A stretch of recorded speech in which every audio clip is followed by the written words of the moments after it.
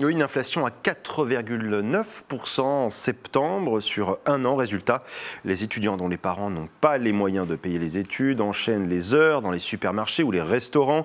Une contrainte pour la majorité d'entre eux, une autonomie bienvenue pour d'autres. 2 témoignages, 2 expériences différentes, à Tours recueillies par Lucas Chopin.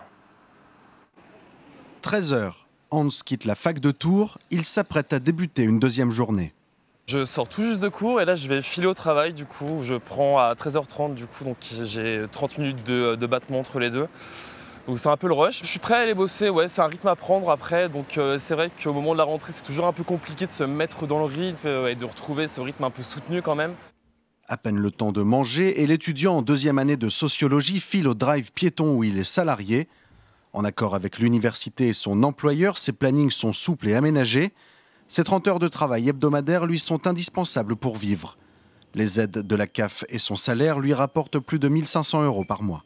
Je suis totalement indépendant et c'est très valorisant de se dire que j'arrive à être indépendant à mon âge quand même. Psychologiquement, physiquement aussi, il y a une certaine charge.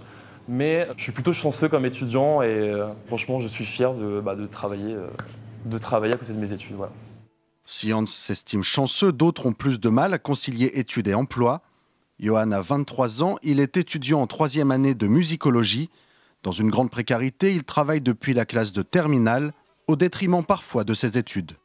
La créativité sature, enfin même je parle dans un domaine où, créativité musicale notamment, je ne peux pas composer. Je travaille mais je dépense tout, je suis à chaque fin du mois, c'est même la galère pour continuer.